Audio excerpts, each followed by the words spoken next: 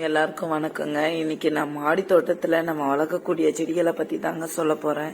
இதை பாருங்க, நமக்கு சின்ன இடம் கிடைச்சா கூட போதுங்க. ஏதாவது ஒரு டப்பாவோ ஃப்ரிட்ஜ் பாக்ஸோ ஏதாவது எது கிடைக்குதோ அதுல போட்டு நம்ம இந்த மாதிரி செடிகள் வளர்க்கலாங்க. இதை பாருங்க, நம்ம மாடி தோட்டத்துல சாமந்தி பூ அவ்வளவு பூத்துட்டு இருக்கு. இது புடலைங்க, ஆடிப்பட்டத்துல நட்ட புடலைங்க. பழங்கள் நான் விதைக்காக விட்டுருக்கேங்க. நல்லா பழுத்து இதை பாருங்க, நல்லா இந்த மாதிரி இருக்குங்க. இதை சும்மா நம்ம அப்படி அழுத்தும் போதே நமக்கு விதைகள் அப்படியே நசுங்கி வெளியே வருங்க.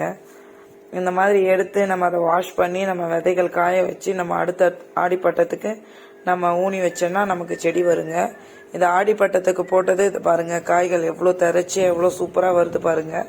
ஆனால் விடுற முதல் காய் நம்ம எப்பவுமே காய்க்கு விடக்கூடாதுங்க. இது விதைக்கு வர்ற காய் முதல்ல நம்ம எடுத்து சமைச்சு சாப்பிட்டுணுங்க. அடுத்து 4வது காய் 5வது காய் அந்த மாதிரி வரும்போது தான் நம்ம விதைக்காக விட்டு எடுக்கணும். அந்த காய்கள் தான் முளைப்பு திறன் அதிகமாக இருக்கும். இதை மாதிரி நம்ம பாருங்க, நான் ஒரு ஃப்ரிட்ஜ் பாக்ஸில் தாங்க வச்சிருக்கேன். அந்த பாக்ஸ் எப்படி இருக்குன்னு பாருங்க. இந்த காய்கள் பாருங்க எவ்வளோ திரைச்சியா எவ்வளோ பெருசாக இருக்கு பாருங்க, சூப்பரா. இந்த மாதிரி பன்னீர் புடலை, இந்த புடலை பேர் இந்த புடலையை நம்ம சமைச்சு சாப்பிடும் போது அவ்வளோ டேஸ்டா இருக்குங்க. எங்கள் வீட்டில் நாங்கள் புடலையே சாப்பிட மாட்டோங்க. இதுதான் நான் மாடி தோட்டத்தில் போட்டு ஃபர்ஸ்ட்டு இதை தான் நாங்கள் சாப்பிட ஆரம்பிச்சதுங்க. போன வருஷமும் போட்டேன், இந்த வருஷமும் போட்டேன். போன வருஷம் போட்டு விதைய எடுத்து வச்சிருந்தேன். இந்த வருஷம் மறுபடியும் ஊனி மறுபடியும் வளர்த்துருக்கேன். இதை பாருங்க, இந்த ஃப்ரிட்ஜ் பாக்ஸில் தாங்க நட்டுருக்கேன். இதில் பாருங்க, இதில் மாயன் கீரை இது மெக்சிகன் மாயன் கீரைங்க. மெக்சிகன் நாட்டு மக்கள் இந்த மாயன் கீரையை தான் உணவாக எடுத்துக்கிட்டு வாழ்ந்தாங்களாம். இந்த மாயன் கீரையில அவ்வளோ சத்துக்கள் இருக்குங்க. இதை சாப்பிட்டா நம்மளா இரும்பு சத்து அதிகமா இருக்குங்க. இந்த கீரையை எடுத்துக்கிட்டாலே போதுங்க, எல்லா வித சத்துக்களும் நமக்கு கிடைக்குங்க. இந்த செடியை வளர்க்கும் போது நமக்கு செடியாகவும் இருக்கு, அதே சமயம் அது ஒரு கொடி காய்கறிக்கு பந்தலாவும் யூஸ் ஆகுதுங்க. இதை பாருங்க, இதுல நான் சாப்பிட்டு போட்ட விதை சப்போட்டா செடிங்க. அந்த செடியை வளர்த்தினேன். அது மேல அந்த கொடி புடலை படர்ந்து எவ்வளோ காய்கள் வந்திருக்கு பாருங்க, எப்படி இருக்கு பாருங்க. இந்த மாதிரி காய்கள் நம்ம வீட்டுக்கு நம்ம எந்தவித கெமிக்கலும் இல்லாமல் ஆர்கானிக்காக வளர்த்து நம்ம சாப்பிடும்போது நம்ம ஆரோக்கியமான சாப்பாடு டேஸ்டாகவும் இருக்குங்க. இதை பாருங்க, இது நான் வீட்டில் இது குடமிளகா தாங்க விதை, வீட்டு கடையில் வாங்கிட்டு வந்த மிளகா விதை எடுத்து நான் விதைச்சேங்க. அந்த செடியை வளர்த்து இதை காய்கள் எனக்கு ஒரு 3-4 காய்கள் கிடைச்சிச்சு. பூவும் வந்துக்கிட்டே இருக்குங்க.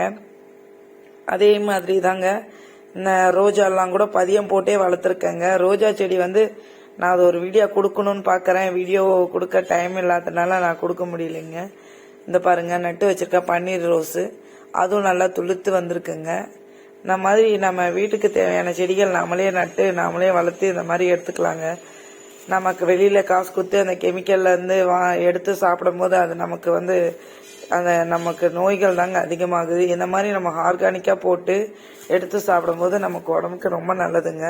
அதே மாதிரி மஞ்சள் கூட நம்ம கடையில் வாங்குறதுல கலப்பட மஞ்சள் தாங்க வருது. அந்த மஞ்சத்தூள் என்னென்னமோ கலக்கிறான், ஸ்மெல்லும் கிடையாது, எதுவும் டேஸ்டாகவும் இல்லைங்க. இதே நம்ம மாடி தோட்டத்தில் தொட்டியில் ஊனி விட்டா இது பராமரிப்பே இல்லாமல் வளருங்க. மஞ்சளை பொறுத்த வரைக்கும் எந்த பூச்சி தாக்குதலும் வராதுங்க. ஈஸியாக ஒரு கிழங்கு இந்த ஜூலையில் எல்லாமே முளைக்க ஆரம்பிக்குங்க. அந்த நேரத்தில் இந்த மாதிரி எதனா ஒரு டப்பா, grow bag, 20 litre water can, இல்லாட்டி ஃப்ரிட்ஜ் பாக்ஸ் மாதிரி வேஸ்ட் பாக்ஸ் அது மாதிரி நட்டு வச்சோன்னா இந்த மாதிரி காய்கள் கிடைக்குங்க. நான் இதெல்லாம் இஞ்சி, கருணக்கிழங்கு, அப்புறம் மஞ்சள், கஸ்தூரி மஞ்சள் இதெல்லாம் போட்டிருக்கேங்க மாடியில். இது அத்தனையும் என் மாடி தோட்டத்தில் மட்டும்தாங்க நான் வளர்த்துனது. எனக்கு கிரவுண்ட் கார்டன் எதுவும் இல்லைங்க. எனக்கு இட வசதி இல்லாததுனால நான் மாடியிலேயே செடி தோட்டத்தை அமைச்சு இந்த மாதிரி அறுவடை பண்ணி நான் காய்கறிகள் எடுத்து சாப்பிட்டுட்டு வரேங்க.